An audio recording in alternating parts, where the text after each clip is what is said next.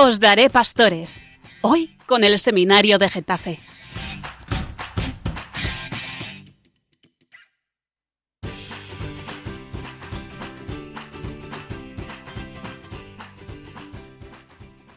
Muy buenas noches, queridos radioyentes. Soy Gabriel, vicerrector del Seminario de Getafe, y esto es Os daré pastores. Os acompañamos una noche más y nos alegra, nos encanta poder estar con vosotros. Os saludamos desde los estudios de Radio María. Hola, ¿qué tal? Esperamos que estéis todos bien, encomendamos vuestras intenciones, os tenemos presentes aunque no os veamos y vamos a dar comienzo a este programa que espero que sea pues interesante para todos los que nos acompañáis.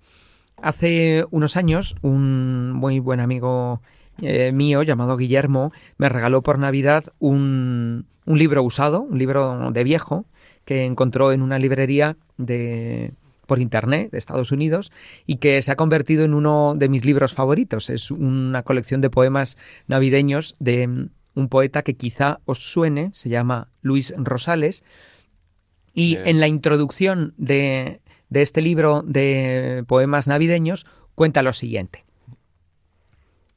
De niño, allá en Granada y en la infancia, las lucecitas azules, rojas y amarillas del Belén, la plata de las aguas, los pastores y la nieve en la sierra, los ganados, la ermita y el blanco espejeante que ha acurrucado de la cal en el pueblo, el carrito de los bueyes con los adrales, las mieses y el boyero de la aguijada, la risa de mi madre con un poco de musgo sobre el labio y, en fin, el movimiento de las figuras que íbamos acercando todos los días un poco hacia el portal.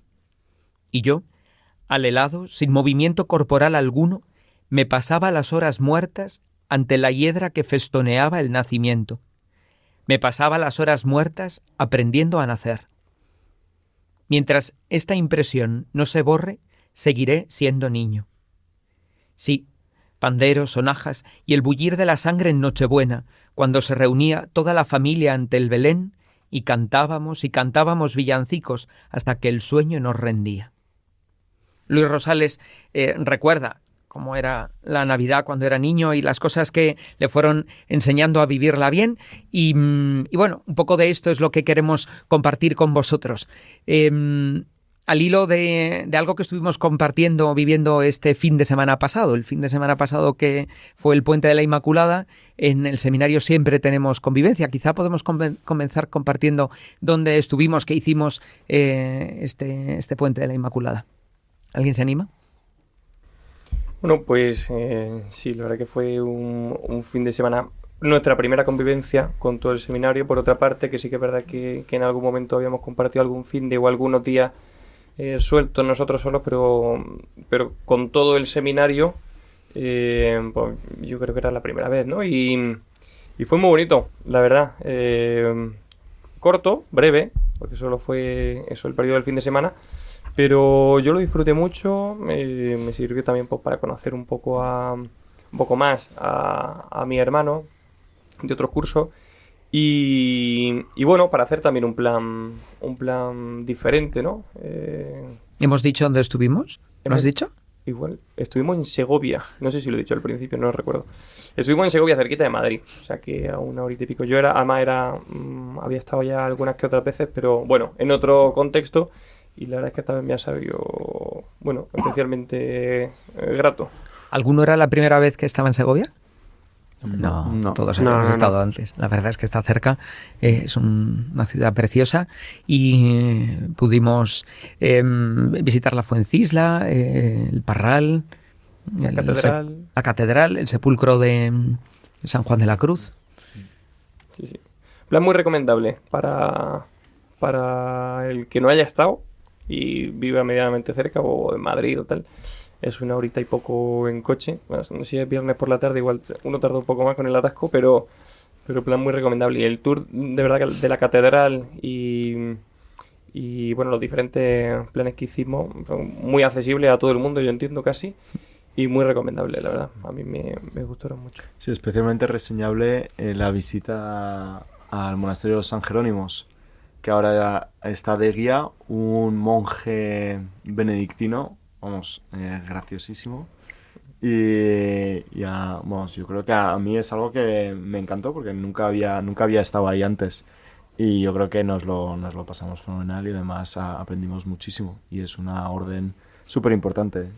Por si no lo sabéis, el monasterio del Parral en Segovia es el último monasterio de monjes jerónimos que queda en el mundo.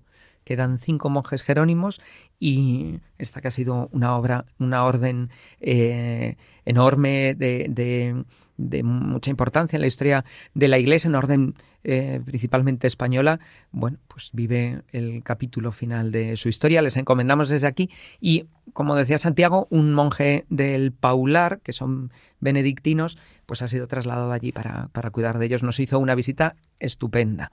Y también la de la catedral, ¿no? Fue una guía maravillosa, la guía de la catedral de Segovia, la dama de las catedrales, ¿no? Eso es que, así como dato de interés, típica frase que se dice así como punto curioso, pero que es más alta que el acueducto. Es verdad. El acueducto Sí. entra en la catedral, que se dice mucho del acueducto como así emblema de Segovia prácticamente, ¿no? Es verdad que es muy impresionante nada más entrar en la ciudad, ver ese acueducto ahí en mitad, pero no hay que olvidar que está también la catedral, por supuesto, y que es incluso más alta que el propio acueducto. Sí, a mí una de las cosas que más me gustaron fue en la Fuencisla, creo que fue, había un órgano del siglo XVII, barroco, con trompeta española, o sea que era increíble. O sea, a mí me encantó ese órgano, me hubiera encantado también poder escuchar cómo sonaba, pero sí, o sea, a mí me encantó muchísimo. Bueno, todo lo que tiene que ver con la música litúrgica y acompañamientos y tal, me encanta sobre todo verlo y escucharlo también. Además cantamos el Acacistos ahí, ¿no? También, sí, cantamos partes de la Acacistos, así un poco también como ensayo para la vigilia que tuvimos el pasado domingo. Y yo creo que ha valido la pena, ¿no? Ensayar allí en Segovia diferentes partes del canto, porque yo creo que salió bastante bien. Sí, salió bastante bien en la vigilia. Y también pudimos rezar vísperas en la Catedral de Segovia, ¿no? Y esto era a lo que íbamos, que nos acompañó, nos presidió el obispo de Segovia, don Jesús. Allí también, acompañando las vísperas, sonó un pequeño organillo que tienen en la capilla del Santísimo. Dato curioso, es un órgano llamado realejo, que es un órgano portátil, se llevaba en la procesión del Corpus. Como este detalle de cuidado también de la dimensión musical de las procesiones. Y don Jesús nos contaba que está conociendo, lleva muy poquito de obispo en la diócesis de Segovia, va conociendo la diócesis, visitando, como hacen los obispos, las diferentes parroquias, y que es una diócesis con una fuerte tradición cristiana, ¿no? Y hizo un comentario que me llamó la atención, ¿no? Decía que muchas de estas tradiciones, procesiones, fiestas vinculadas a los santos, que el pueblo segoviano lleva muy, muy dentro, tienen el riesgo de quedarse como un cascarón vacío, ¿no? Solo lo externo sin una transmisión verdadera de la fe.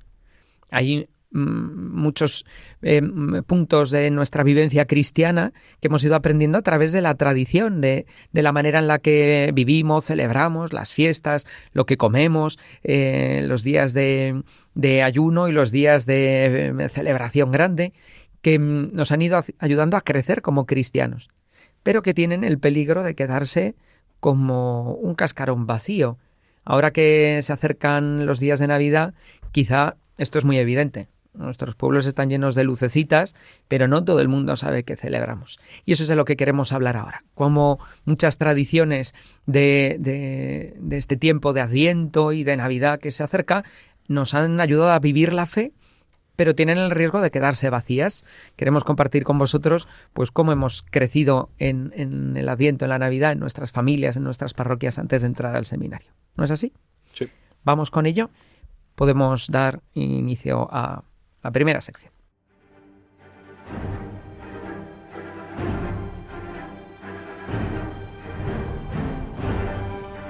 Sin miedo a la verdad. Queremos compartir con vosotros cómo una tradición, las tradiciones populares bien vividas son un cauce para vivir la fe, ¿no? Por ejemplo, en vuestras casas, en vuestras parroquias, de este tiempo de Adviento, ¿qué recordáis? ¿Qué os ha solido ayudar en años anteriores? ¿Quién se anima a empezar? Yo recuerdo, es verdad, que el periodo de Adviento en mi casa, bueno, o sea, voy a ser muy sincero, pero no lo recuerdo como un periodo verdadero de preparación de la Navidad. O sea, sí en cuanto a los domingos, ¿no? Primer, segundo, tercer domingo de Adviento, en la misa y tal, quizá un poquito antes también, bueno, el triduo, pero no un tiempo de verdadera preparación, ¿no? Y creo que ha sido muy bonito el redescubrirlo ahora en el seminario, ¿no? Porque ahí se da uno cuenta, ¿no? Y interioriza mucho pues, lo que va a pasar, lo que va a suceder, ¿no? La venida del Señor. Sí que es verdad que, bueno, pues en mi casa siempre se ha conservado, ¿no? La tradición del Belén, del árbol, también intentando salvaguardar sus tiempos, ¿no? De cuando se pone una cosa y tal, pero ha sido muy bonito el tener como mucha más conciencia de la venida del Señor ahora, ¿no? Que está próxima. Y no solo dejarlo igualmente pues para el mero hecho de los domingos, ¿no? Del domingo de la misa dominical. Bueno, pues a mí la verdad que, o sea, para mí era un regalo pasar pues el Adviento y las Navidades con tu familia. Bueno, el Adviento, porque las Navidades las vamos a pasar, pero me refiero que ahora miras un poco hacia atrás al año pasado y ves pues que en este tiempo, en estos domingos tan importantes del tiempo litúrgico, pues los pasabas con tu familia, con tu parroquia, y pues ahora ver el cambio, que también es maravilloso, o sea, porque la verdad que el Adviento en el seminario, o sea, a mí me encanta todo lo de la liturgia de las horas, o sea, los himnos de la liturgia de las horas son increíbles, o sea... Me parece que son los más bonitos de todo el año, ¿eh? Sí, totalmente, vamos. Y yo lo que más destacaría de todos los Advientos, a mí me gusta mucho el tercer domingo, que es el domingo Gaudete, que, bueno, recibe ese nombre, bueno, significa alegraos en latín, y recibe ese nombre pues porque la misa del tercer domingo al principio, en latín, se dice Gaudete, o sea, que es alegraos.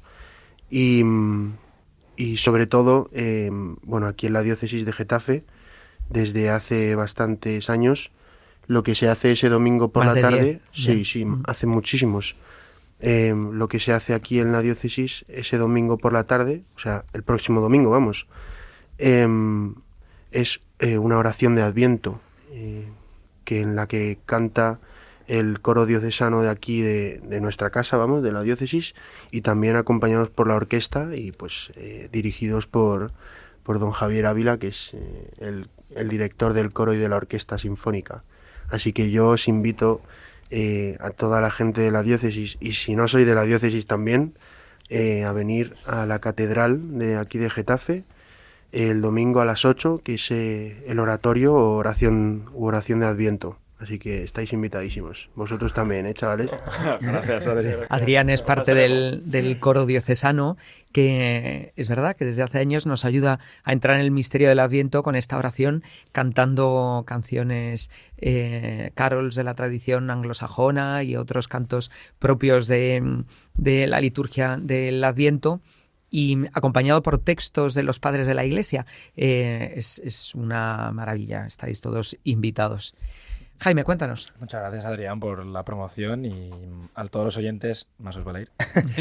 La verdad es que yo en la parroquia, no es que ahora mismo, pues en los últimos años sí que se ha hecho más cosas, pero cuando era más pequeño, la verdad es que no es que tenga un recuerdo muy fresco. Sí que la actividad de poner el Belén, pero como oratorios o procesiones con la vigilia y el Adviento, pues era...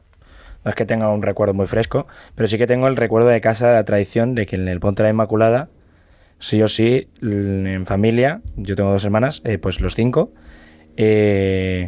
pues se paraba lo que se estaba haciendo, da igual, se apagaba la tele, cualquier cosa, y los 5 a poner el Belén y el árbol, ¿no?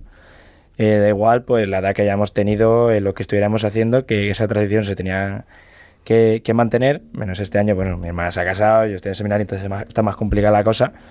Pero sí que recuerdo esa delicadeza y esa importancia del cuidar el Belén, ¿no?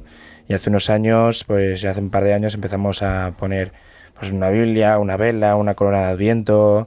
Entonces, esas tradiciones que sí que hemos mantenido y que poco a poco hemos ido sumando algo más a lo largo de los años, que se recuerda con mucho cuidado y con mucha devoción también.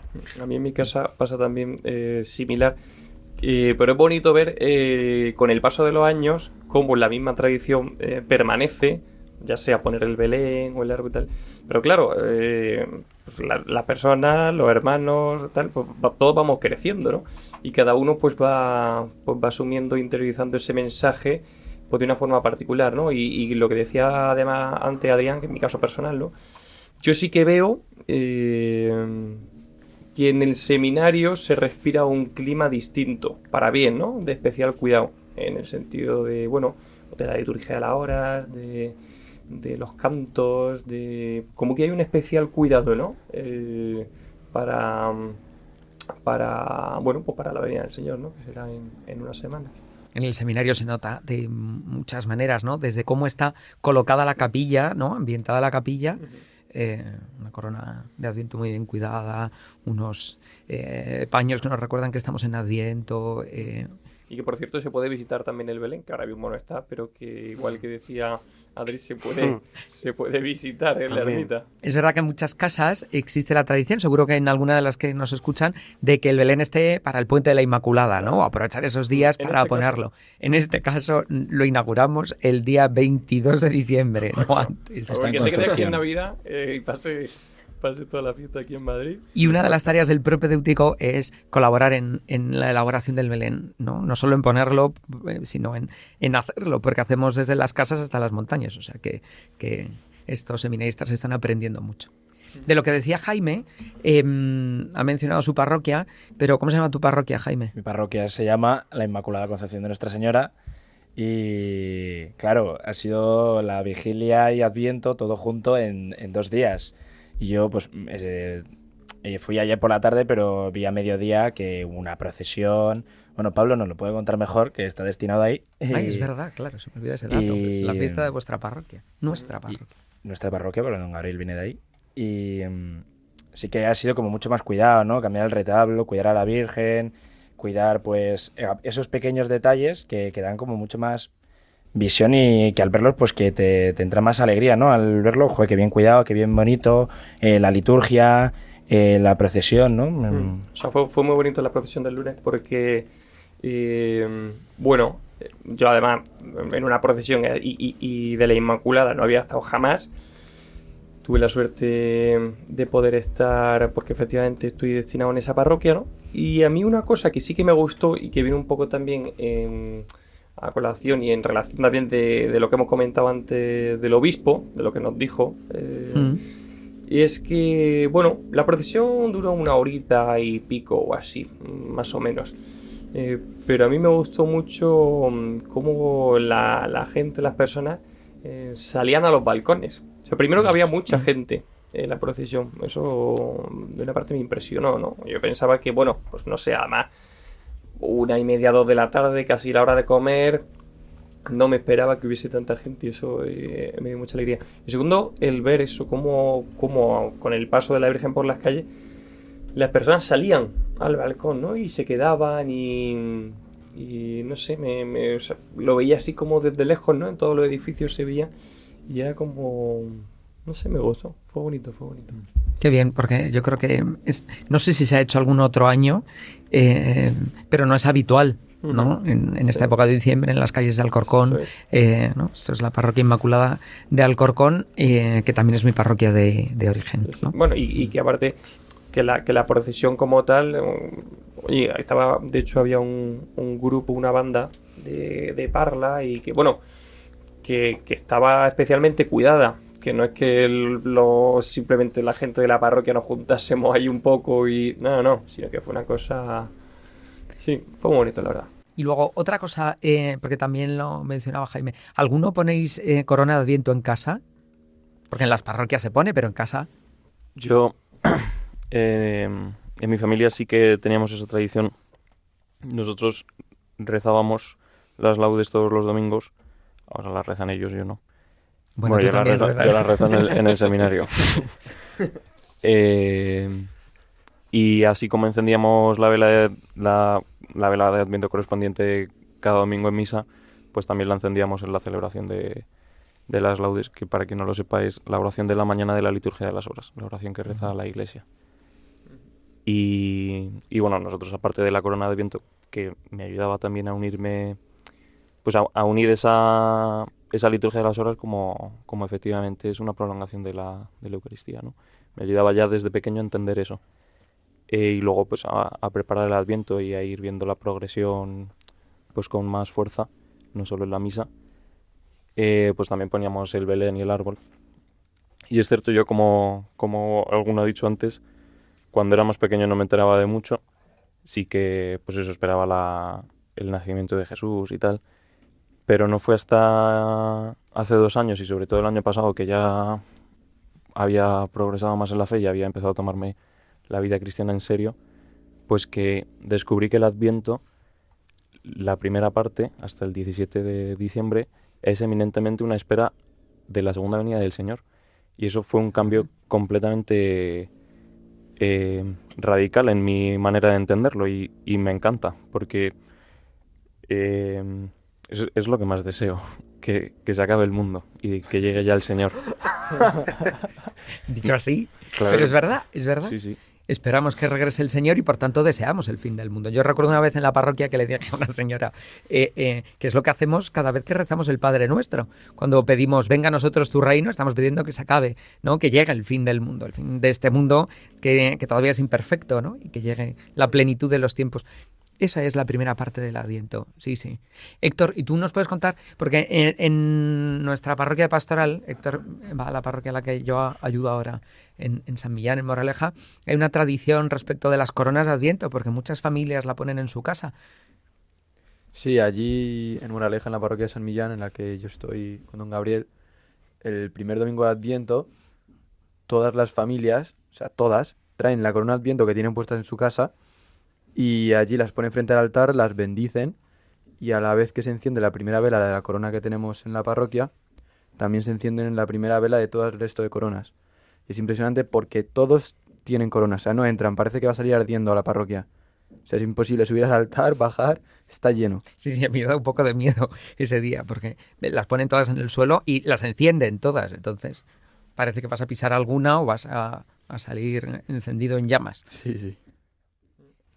Curioso, yo en mi casa sí que es verdad que también se ha puesto y se pone, pero sí, o sea, para mí está siendo bonito el darle, bueno, como un verdadero sentido, ¿no? Y no caer en la mera tradición, que igual pues yo antes no era tan consciente, ¿no? De lo que eso suponía. Bueno, pues sí, pues toca poner el Belén, o toca poner la corona de Adviento, o toca pues tal, pero verdaderamente eso que significa, ¿no? Bueno, lo que decíamos antes de las tradiciones, ¿no? Del verdadero sentido y que no se quede en un mero hacer algo, sino de que tenga un trasfondo y que nos ayude a vivir verdaderamente lo que vamos a celebrar. Porque vivimos además en un mundo en donde es fácil confundir los signos con mera decoración, ¿no? La decoración navideña que además empieza en noviembre, en muchos lugares lo ponen ya, ¿no? Colocar una corona verde con velitas parece que es un gesto decorativo, pero es un signo que expresa nuestra fe. Igual el árbol de Navidad, ¿no? Que uno puede decir, bueno, lo del Belén es muy claro, pero el árbol de Navidad es un signo cristianizado, ¿no? Que hace referencia a ese árbol del paraíso y a esa redención del pecado original, ¿no? Y por eso tiene todo su sentido que es un árbol exuberante en decoración, ¿no? Exagerado. En mi casa se pone que es que no cabe ni una bolita ni una figurita más, ¿no? Porque es la sobreabundancia de la gracia de la cual todos nos podemos aprovechar. En mi casa también se pone Árbol de Navidad. La verdad que, o sea, es un momento pues que yo creo que esperamos desde que ya empieza a llegar el frío, pues ya pues huele un poco a Navidad, ¿no? O sea, Sí. huele un poco. Cuando llega el frío ya es, pues huele a, dentro de poco va a tocar poner el Belén en familia, pasar todas las festividades en familia, que es, yo creo que es un tiempo muy bonito porque familias que no se pueden ver durante todo el año se reúnen justo en Navidad. Y aunque a lo mejor no lo hagan por la razón que conlleva la Navidad, que es la venida de Jesús, que es el nacimiento, la natividad, pues aunque no lo hagan por eso, también es muy bonito conseguir que familias se junten, ¿no? Entonces... Sí, yo creo que es muy importante, como tú dices, André, un poco de ese sentimiento de verdaderamente de que sea de Navidad, ¿no? Porque yo veo como que muchas veces estamos perdiendo, ¿no? O al menos en la sociedad como se pierde el significado, ¿no? Cuántas ciudades, cuántos pueblos están decorados pues con adornos navideños, con luces, con coronas, pero luego no hay un sentido de Jesucristo, ¿no? Pues estaba pensando, por ejemplo, en la cabalgata de los Reyes Magos, ¿no? Que ahora más que una cabalgata para llevar los regalos a Jesús, niño, es una cabalgata pagana, ¿sabes? De que hay payasos, de que hay de todo tipo de cosas, menos el verdadero sentimiento, ¿no? Luego ya depende un poco del pueblo, pero al menos en Madrid Centro. Y me parece muy bonito pues esto, como a través de cada parroquia pues encendiendo las velas ¿no? de Adviento o luego en casa con el Belén. Si verdaderamente vamos buscando vivirlo, ¿no? Eso se acaba transmitiendo y transformando, ¿no? En todo lo que vamos haciendo, pues cantando los villancicos con sentido, ¿no? Poniendo el Belén con sentido, esperando la venida del Niño Jesús o la venida del fin del mundo con sentido, ¿no? Y yo creo que eso es un poco como nuestra tarea también de cómo el cristianismo infundió ese mundo romano pagano del sentido y ahora se está perdiendo, pues volver a revitalizarlo, ¿no? Además que es consecuencia directa de nuestra fe en la encarnación, ¿no? Si Dios se ha hecho hombre, quiere decir que puede verse, tocarse y por tanto representarse, pintarse. Esta fue una de las discusiones, de las reflexiones de los primeros cristianos, ¿no? ¿Se puede pintar al Salvador? Y la respuesta fue positiva. Por eso tenemos una expresión visible de la fe. Por eso se reza poniendo el Belén, se reza mirando el Belén o se reza acercándonos a dar un beso al Niño Jesús, ¿no? Una oración sencillísima que desde pequeños aprendimos y que ha ido calando en nuestro corazón, ¿no? No son decoraciones, no son costumbres vacías, sino que es la expresión de una fe vivida. Y somos hijos de esto y responsables de transmitirlo bien. Vamos a hacer una pausa, os dejamos con una canción que es propia y parte de este tiempo de Adviento y que si venís al oratorio del coro diocesano en la catedral la podéis escuchar. Se llama Veni, Veni Emmanuel y es el canto del pueblo que espera la venida del Salvador. Aprovecho para recordaros que Radio María se sostiene siempre y solo a base de los donativos de tantas personas generosas a las que agradecemos desde aquí y que es posible llegar a tantos hogares por esta generosidad. En este tiempo de Adviento y próximamente en la Navidad os invitamos a que sigáis colaborando con Radio María para que llegue a tantos hogares. Todos recordamos esa escena evangélica en que Jesús, al ver a aquella viuda que ofreció unas pequeñas monedas al templo, señaló a sus discípulos que aquella mujer había echado más que nadie, porque, añadía el Señor, los demás han echado de lo que les sobra, pero esta, que pasa necesidad, ha echado todo lo que tenía para vivir. El propio Hijo de Dios se nos ha entregado por completo al compartir nuestra vida desde el pesebre a la cruz. También María y José pusieron sus vidas al servicio incondicional de Jesús. ¿Y nosotros qué estamos dispuestos a hacer para prepararnos al nacimiento de Cristo?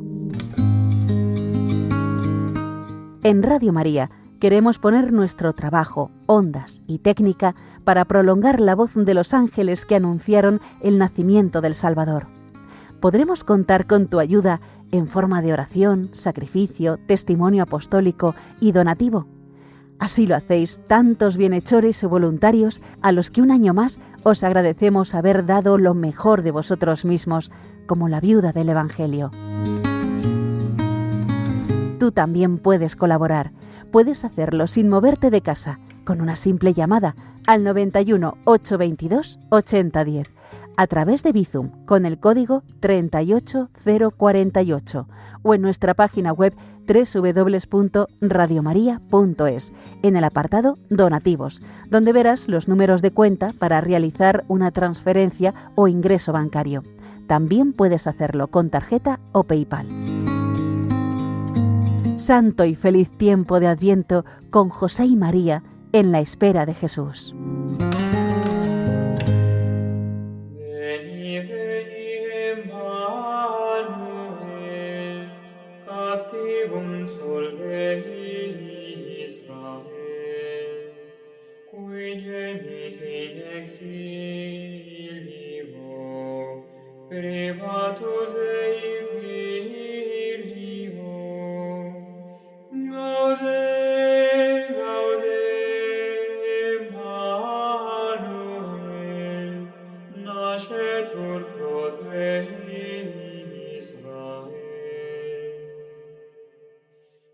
Veni, veni, recentium, veni, Redemptor omnium, ut salvas tuos famulos, peccatissimi conscius. Gaude, gaude, Emmanuel, nascetur pro te Israel. Veni, veni, Oriens, solare nos adveniens, noctis depede nebulas, didasque noctis tenebras. Gaude, gaude, Emmanuel, nascetur pro te Israel. Buenas noches, estamos en Os Daré Pastores aquí en Radio María, somos el Seminario de Getafe, el curso de propedéutico, y esta noche estamos compartiendo con vosotros el sentido, el significado y cómo vivimos tantas tradiciones vinculadas al Adviento y a la celebración de la Navidad. Nos encanta acompañaros en esta noche. Una de las cosas que marca el Adviento y que en el seminario vivimos un montón es la celebración de la Inmaculada. Ya ha salido antes, en el ratito como os estaba hablando antes. La preparamos con una novena que van haciendo los seminaristas, una pequeña reflexión, y luego la celebración de la novena, que es un punto de encuentro además diocesano, ¿no? El obispo nos invita a compartir con él esta novena. De la novena hay un detalle especial que Adrián quería compartir, preguntar. Bueno, pues sobre todo de los que nunca habéis estado en... O sea, esto es una pregunta a vosotros, a mis compañeros de curso de propedéutico. De los que nunca habéis estado en la vigilia de la Inmaculada, allí en la Basílica con don Ginés, pues os quería preguntar cómo visteis pues el canto del Akazistós, cómo visteis la celebración, o sea, primeras impresiones.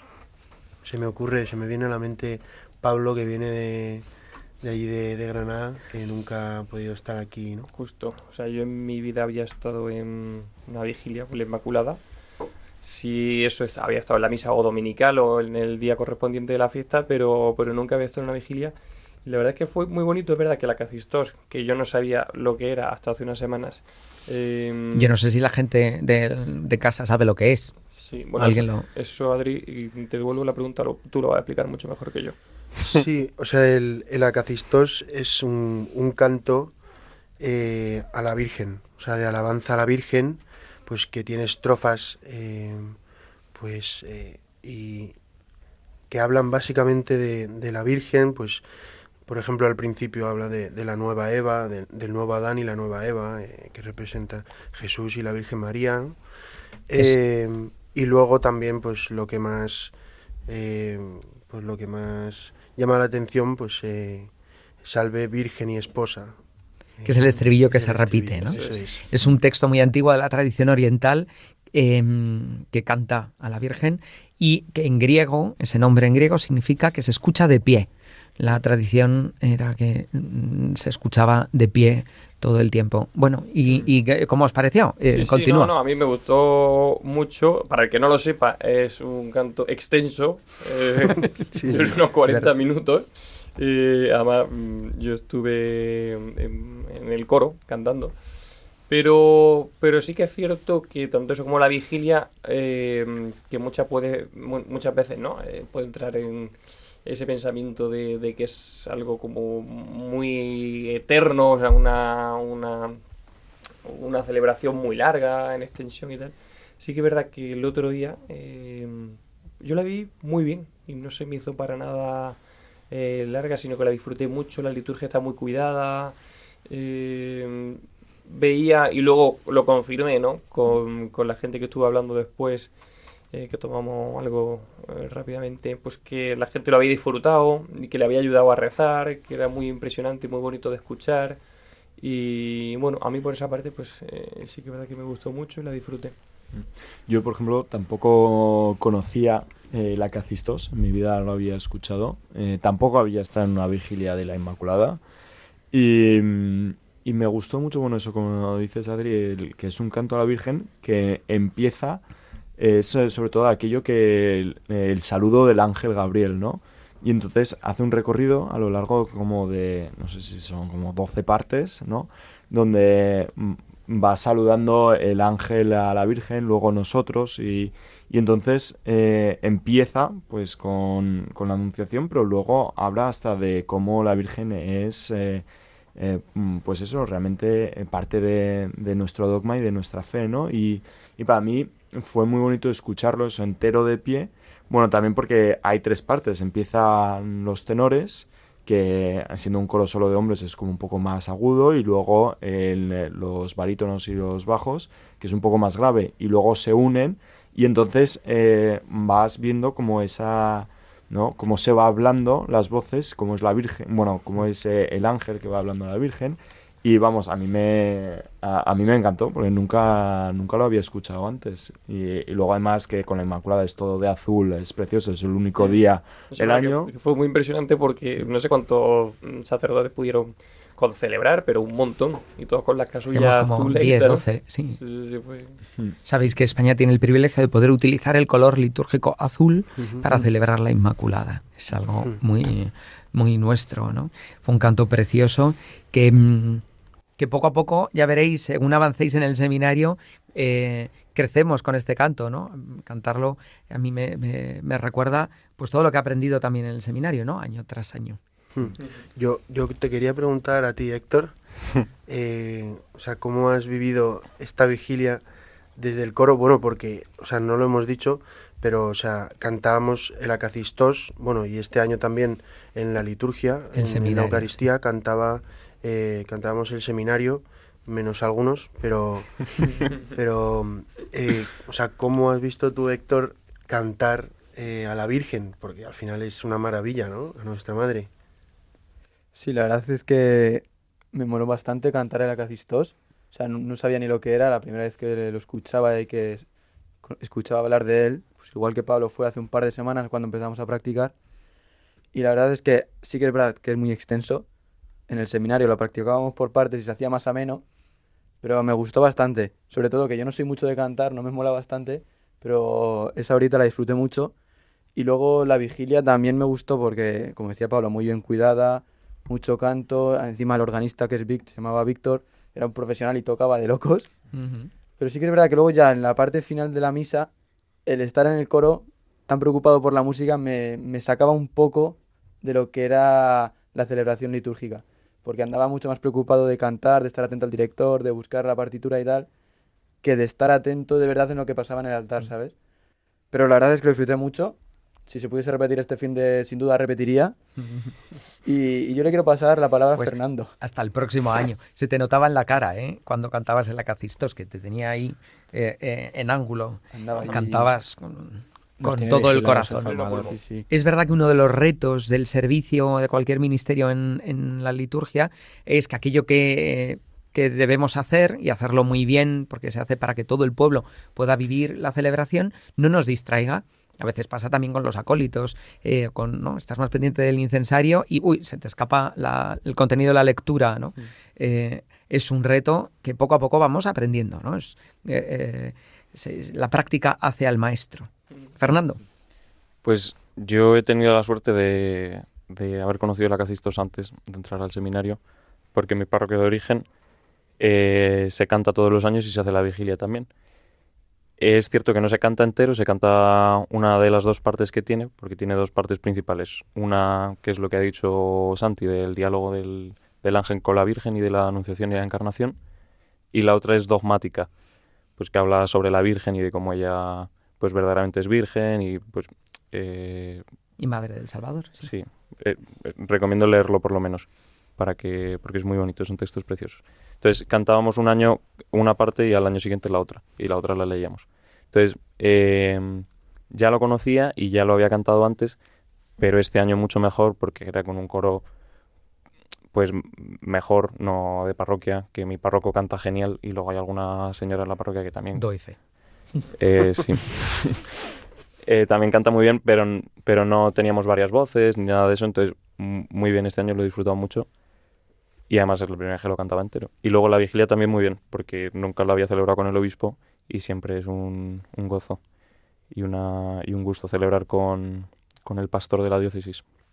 La Inmaculada es uno de los hitos en el camino del Adviento. Otro que los seminaristas de propedéutico aún no han vivido es el punto de inflexión, la segunda parte del Adviento, que comienza a partir del día 17 y que está marcado por las antífonas de vísperas, que es lo que llamamos las antífonas de la O, de la expectación. Cada una dice uno de los títulos de espera del Mesías, ¿no?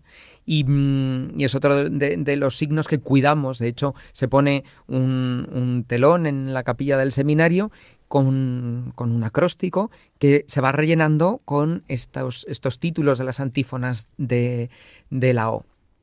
Y bueno, eso ya lo veréis, ¿no? Eso ya lo veremos, sí. Pero para continuar también este diálogo de tradiciones, porque la fe cristiana lo empapa todo, lo toca todo. Unido a este tiempo de Adviento, de Navidad, una de las cosas propias es la comida. ¿No? Hay comida propia de Navidad. De hecho, hay una cosa que es la cena de Navidad. ¿Eso qué tal? ¿Cuáles son vuestros platos favoritos de este tiempo? ¿Dulces? Bueno, yo creo que no se puede entender la Navidad sin la comida. No se puede entender la fe cristiana sin la comida. Tal cual. Oye, Jaime, di. Yo, bueno, ya para cerrar lo de la Vigilia Inmaculada, que creo que no se ha nombrado, pero creo que fue algo para mí, a mí lo que más me gustó, lo que más contento me puso, más alegre, que no fue solo la Vigilia, no fue la Acacistos, sino fue el Rosario de Antorchas que tuvimos pues después de un ágape, después de la Vigilia, que fue con los jóvenes de la diócesis, pues muy bonitos, todos en comunidad, con una vela, con la antorcha, caminando, dando una vuelta por el cerro, rezando el rosario, ¿no? Fue un momento muy bonito. Y bueno, como tradición en mi casa, Nochebuena siempre ha sido en casa de mis abuelos y siempre eran los langostinos y el solomillo y el jamón. Langostinos, jamón y solomillo, o sea, es lo típico. De ahí el champán, esperamos un ratito y a misa al gallo, de tradición, pero durante toda la vida, desde que yo tengo memoria, ¿no? Sí, en mi casa repetimos menú, es como el tuyo. ¿El mismo? Siempre. Sí. El mío es salmón ahumado.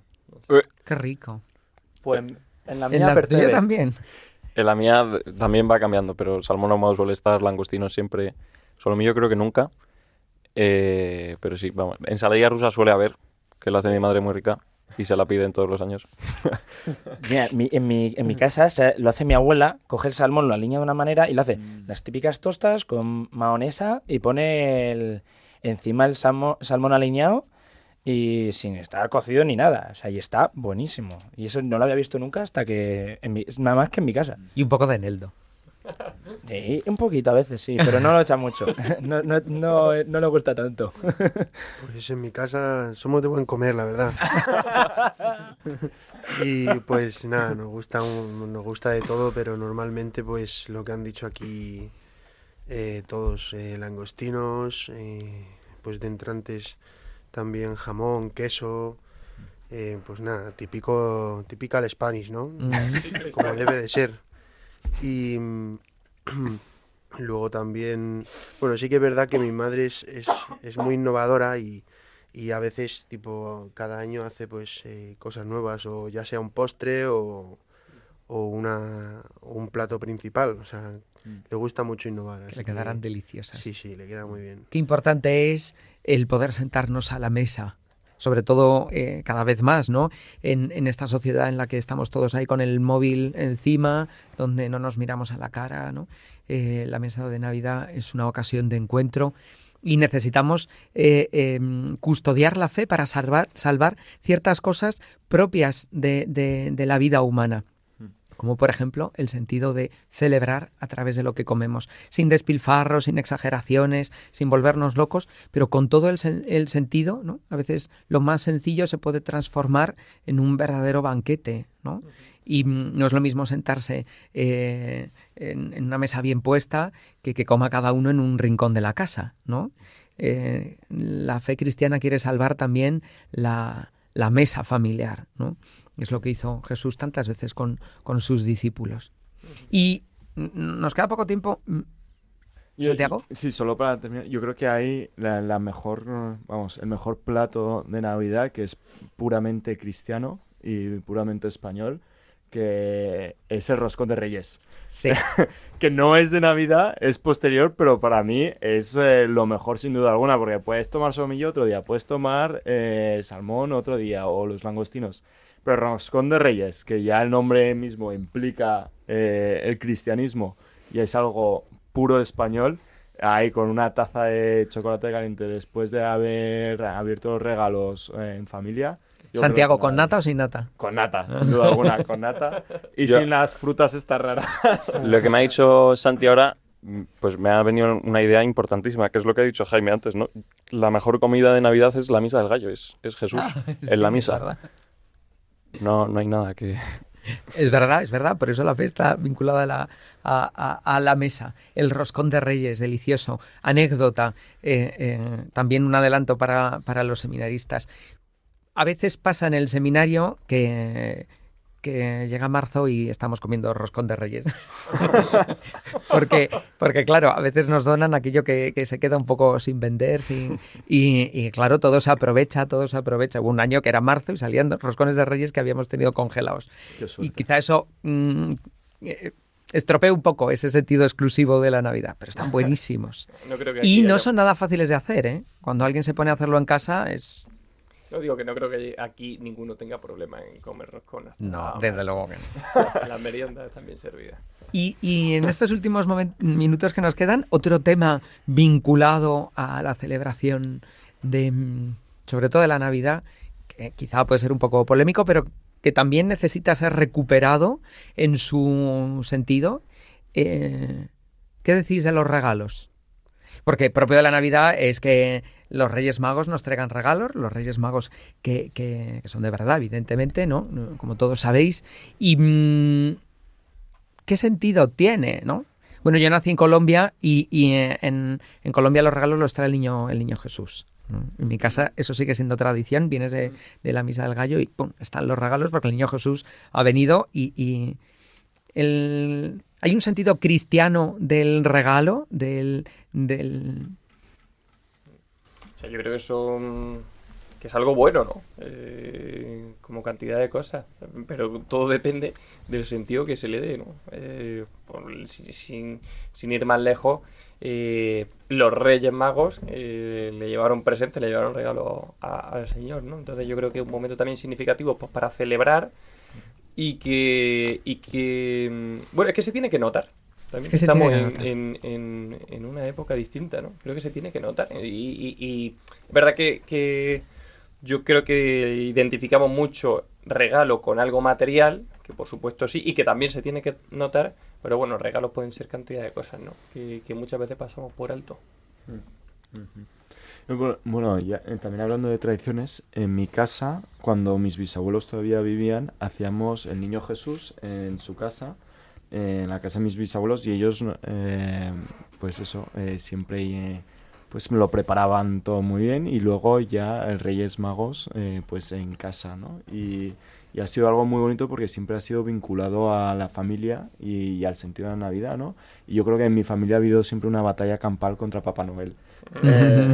Y eso siempre me ha ayudado muchísimo a vivir el sentido propio del regalo, como decía Pablo, ¿no? Que a lo mejor pues no nos centramos en el regalo mismo, pero lo mejor del regalo es el luego poder usarlo en familia, ¿no? Pues cuando te regalaban un Lego, pues luego hacerlo con tus hermanos, o unos patinetes, luego jugar con tus hermanos. Entonces, para mí, el mejor momento de Reyes es, pues, después del roscón de Reyes, de abrir los regalos, el usarlos en familia. El compartir. ¿No? Es verdad.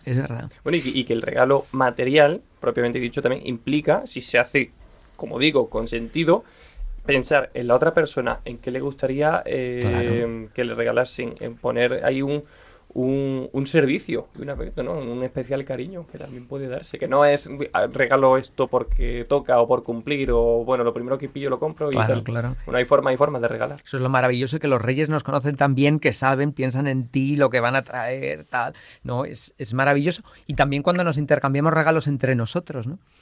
Si el centro de la vida cristiana es la gracia, lo propio del regalo es que no te lo cobran, que te lo dan por amor, ¿no? Por eso aprender a recibir regalos es esencial para entender de qué va la fe cristiana. Y luego hay tantas tradiciones preciosas, ¿no? De compartir, ¿no? Los regalos. Y en ese sentido de recuperar lo cristiano, también necesitamos hacer una campaña para salvar a San Nicolás. San Nicolás, que se celebra el 6 de diciembre, lo hemos celebrado ya, ¿no? Que no es el invento de marcas de bebidas gaseosas. que es un obispo de Esmirna, que se colaba en la casa de la gente, ¿no? La tradición cuenta que entró en la casa de unas chicas que querían hacerse cristianas, pero su padre no las dejaba en ese contexto pagano en el que se vivía en Esmirna, y les dejó unas pepitas de oro en el calzado, ¿no? Y de ahí lo de los calcetines o lo de dejar los zapatos para que nos dejen los regalos, ¿no? Todo tiene una base de verdad en nuestra tradición cristiana, ¿no? Así que a recuperar también a San Nicolás y nada. Adrián. No, yo era para terminar. Yo creo que, o sea, que todos los regalos están bien, pero lo que creo que más nos gusta es poder abrirlos en familia. Porque si pensáis en abrirlos solos, no es igual. Es verdad. Eso es especial, sí, cuando de repente estás ahí, todos juntos. Bueno, queridos oyentes, tenemos que terminar por hoy. Si Dios quiere, nos veremos el próximo año. Os deseamos un Adviento que sea una verdadera preparación, una espera amorosa del esposo que viene y pronto, pues también una feliz Navidad. Nos vemos el próximo año. Gracias por rezar por nosotros. Encomendamos vuestras intenciones. Adiós, buenas noches. Buenas Hasta noches. el año que viene.